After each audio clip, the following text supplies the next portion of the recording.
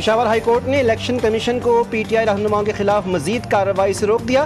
Peshawar high court نے opposition leader قومی assembly Omar Ayub اور سینٹ میں قائد حزب اختلاف سینیٹر شبلی فراز کی الیکشن کمیشن نااہلی کے خلاف دائر درخواستوں پر محفوظ فیصلہ سنا دیا۔ عدالت نے الیکشن کمیشن کو درخواست گزاروں کے خلاف مزید کارروائی سے روکتے ہوئے حکم دیا ہے کہ 5 اگست کو جاری ہونے والی نااہلی کے نوٹیفیکیشن پر مزید کارروائی نہ کی جائے۔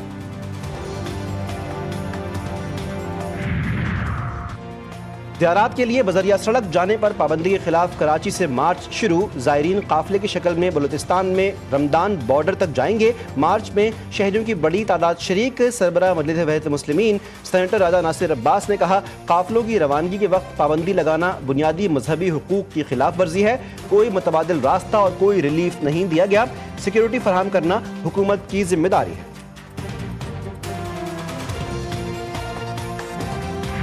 بھارت پر مزید 25% ٹیرف عائد۔ بھارت پر مجموعی ٹیرف 50% ہو گیا۔ یہ ٹیرف دیگر ڈیوٹی، فیس اور ٹیکسوں کے علاوہ ہوگا۔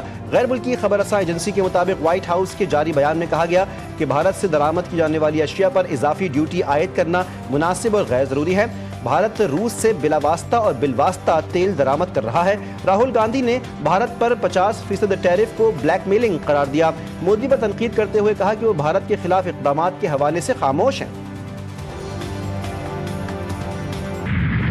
فیلڈ مارشل سید عاصم منیر کے صدر بننے کی افواہیں، بھارت کا پھیلایا ہوا propaganda. D G I S P R نے افواہوں کو جھوٹا قرار دے دیا۔ مارکہ حق کے بعد کیے گئے سیاسی تجزیے بھی مسترد۔ D G I S P R lieutenant general Ahmed Sharif Chaudhry کہتے ہیں، ایسی تمام باتیں جھوٹ اور قیاس آرائیاں ہیں۔ دی اکنامسٹ کو انٹرویو میں واضح کیا کہ بھارت نے اگر جنگ مسلط کی تو اس بار ہم مشرق سے آغاز کریں گے۔ بھارت کو یہ بات سمجھ لینی چاہیے کہ اس کو ہر جگہ سے مارا جا سکتا ہے۔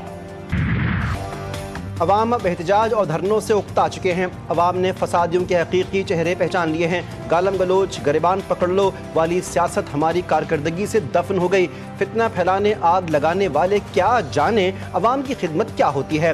وزیر اعلیٰ پنجاب کی پی ٹی آئی پر تنقید۔ مریم نواز نے کہا، 7 ماہ میں 64,000 گھر مکمل اور 45,000 زیر تعمیر ہیں۔ سال کے آخر تک یہ تعداد 1 لاکھ تک پہنچے گی۔ ماضی کی حکومتیں دعوے کرتی رہیں، ہم شور کیے بغیر گھر بنا رہے ہیں۔ پنجاب کا مقدر اب سازشوں پر نہیں، کارکردگی پر لکھا جائے گا۔ جس کا مرضی دل کرے، جس وقت دل کرے لوگوں کو نااہل کر دیں، نئے الیکشن کرا کے آپ ان کو پھر ہروا دیں اور اپنے لوگ جتوا دیں۔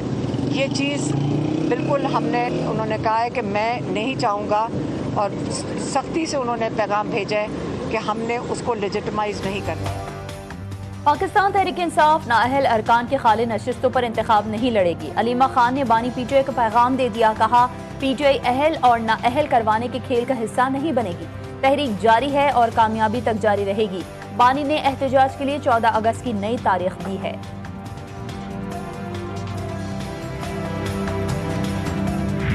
الیکشن کمیشن کے پاس از خود ڈائریکٹ نوٹیفیکیشن کرنا کوئی اختیار نہیں ہے، رولز میں نہیں ہے، لا میں نہیں ہے، آئین میں نہیں ہے۔ اس پہ ہیرنگ ہوتی ہے، 90 دن کا ٹائم ہے، اس کے خلاف اپیل ہے۔ الیکشن کمیشن نے ہم ضرور چیلنج کریں گے۔ تحریک انصاف کا پی ٹی آئی اراکین کی نااہلی کا نوٹیفیکیشن چیلنج کرنے کا اعلان۔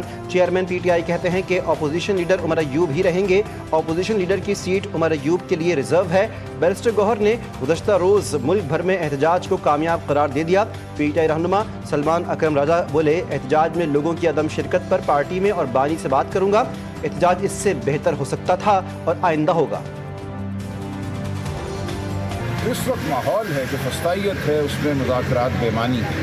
پہلے کچھ تو قانون کی پاسداری ہونا۔ میرے ہاتھ میں کل ہائی کورٹ کا آرڈر تھا، میں نے ہمارے ایس ایچ او صاحب کو دیا، انہوں نے کہا میں نہیں دیکھنا چاہتا یہ آرڈر۔ جب ریاست اس نہج پہ پہنچ جائے کہ ایک اہلکار ریاست کا یہ کہے کہ مجھے کوئی پرواہ نہیں ہے کہ اسلام آباد ہائی کورٹ کے فل بینچ کا آرڈر کیا کہتے ہیں۔ پاکستان تحریک انصاف نااہلی کے نوٹیفیکیشن کے خلاف عدالتوں سے رجوع کرے۔ وفاقی وزیر قانون اعظم نذیر تارڑ نے صاف صاف کہہ دیا، بولے قانون کی بالادستی پر یقین رکھتے ہیں، آئیں مل بیٹھ کر قانون سازی کر لیں۔ کوئی بھی شخص قانون سے بالاتر نہیں ہے۔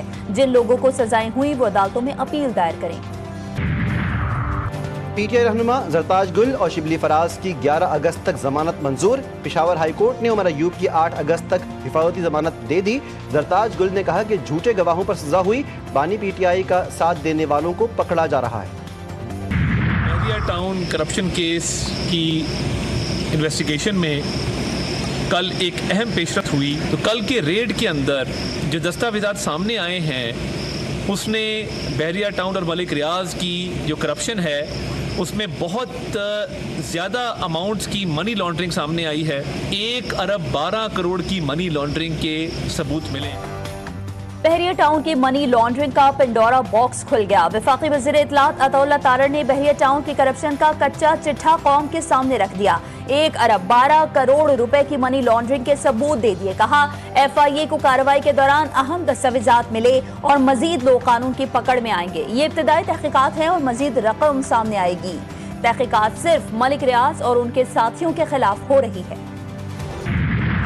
اسلام آباد میں موسلا دھار بارش سے کئی علاقے ڈوب گئے, نالے بفر گئے. مارگلہ کی پہاڑیوں سے آنے والے پانی سے نالوں میں طغیانی, بارہ کہو اور چک شہزاد میں گھروں میں پانی داخل. سیلابی پانی میں علاقہ مکینوں کا تمام سامان اور فرنیچر بہہ گیا. برساتی نالوں میں طغیانی کے باعث کری گاؤں پل کے قریب حفاظتی بند متاثر. نیو چٹھا بختاور میں گلیاں سڑکیں تالاب بن گئے, گاڑیاں تیرنے لگیں. وزیر اعظم کا اسلام آباد میں نالوں سے متصل رہائشی علاقوں میں سیلابی کیفیت کا نوٹس.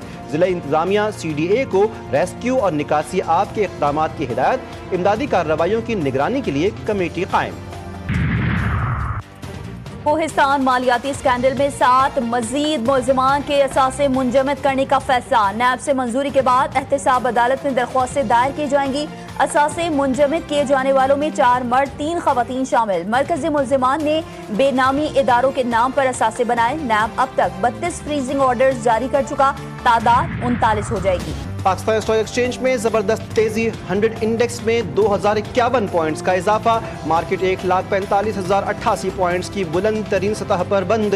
وزیر اعظم کا اسٹاک ایکسچینج میں انڈیکس 1,45,000 پوائنٹس کی حد عبور کرنے پر اطمینان کا اظہار. کہا کہ کاروبار میں تیزی سرمایہ کاروں کی حکومتی پالیسیوں پر اعتماد کی عکاسی ہے.